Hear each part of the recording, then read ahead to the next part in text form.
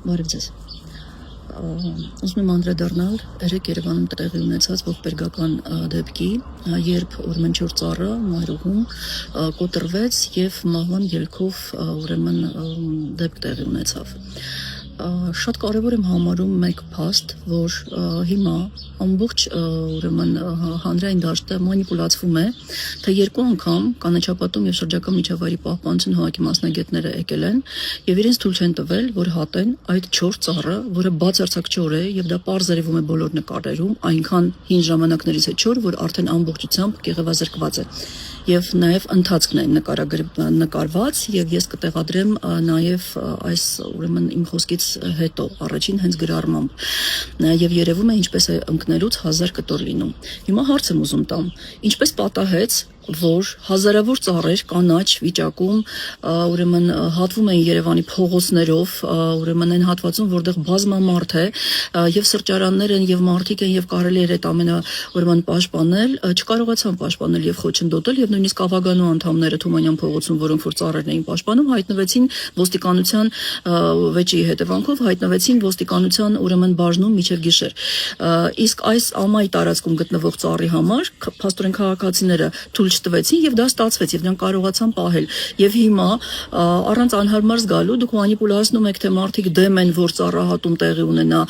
եկել են երկու անգամ թույլ չեն տվել սա հանցավոր անգործության մասին է վկայում Շամշյանը տվյալ դեպքում վկայություն է տալիս եւ բարձրաձայնում է որ երկու անգամ եկել են գնահատել են փաստացի ունեցել են ծառահատման տոմս որտեղ գրված է եղել որ սա 4 ծառ է վտանգավոր տեղում գտնվող եւ ծառը թողել են իր տեղում միջև մարդ մահանա եւ դուք հիմա մանիպուլացնում եք թե մեղավոր են մարդիկ որոնք որ կանաչ ծառերն են պաշտպանում, երբ որ մենք կանաչ ծառերը պաշտպանում ենք, դա մեր ցանկությամբ չի տեղի ունենում։ Մեր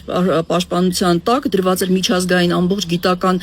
ուրեմն աշխարհի եզրակացությունները եւ միջազգային լավագույն փորձագետների նաեւ կարծիքը։ Ամբողջ աշխարհում այսօր հասուն ծառերը պաշտպանում են, ոչ թե հնձում են փողոցներով եւ վերջում էլ թողում 4 ծառերը մայրուղիներին եւ այդտեղ իմիջիալոց այդ մայրուղում եւ ռոռոկման ցանցը անցկացվել միջնաշերտում, այդտեղ հատվածներ կան, որտեղ որ նոր ծառեր են տնկվել, այսինքն մարդիկ տեսել են, որ այդտեղ կա այդ ծառը, երկու անգամ գնահատել են իրենց դենդրոլոգով, գլխավոր դենդրոլոգով եւ հետո լսել են քաղաքացիներին, որոնք որ դեմ են եղել, որ 4 ծառը կտրվի եւ հետո ունենանք այն ելքը, որ այսօր ունենք, դադարեք մանիպուլացնել, հերիքա, ստեք ի վերջո, անհարմար է, զբաղվեք մասնագիտությամբ, այլ ոչ թե անհասկանալի լույսի արագությամբ գալիս եք փողոցներով առավոտյան ժամը 6-ից սկսում եք ծառերը կտրել, հազարավոր ծառեր եք հատում, իսկ 4 ծառը լսում եք քաղաքացիներին, որ քաղաքացիները թույլ չեն տվել, որ դուք կտրեք, դուք էլ չեք կտրել, անհարմար է ուղղակի եւ շատ վատ է որ լսում եք քաղաքացիներին, եթե տվյալ դեպքում 4 ծառը պետք է հատել, դուք գնահատում եք այդ 4 ծառը եւ ես կդնեմ նաեւ նկարները, բացարձակ կեղևազրկված ծառ, այդտեղ երկու կարծիք լինել չի կարող, այդ ծառը օր առաջ պետք է հատվեր,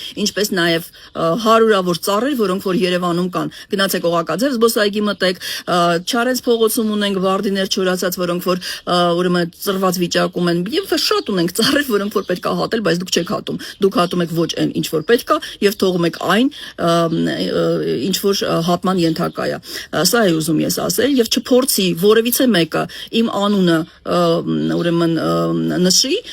որ դուք դեմ եք ծառերի հատմանը եւ դրա համար ես ողբերգությունը տեղի է ունեցել։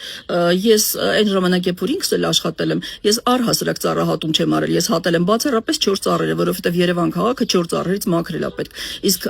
այն ինչ որ հիմա չի արվում, թողնում են 4 ծառերը եւ հատվում են կանաչ ծառերը, ինչը մենք բոլորս էլ տեսել ենք։ Մի մանիպուլացրեք, դա չի աշխատելու։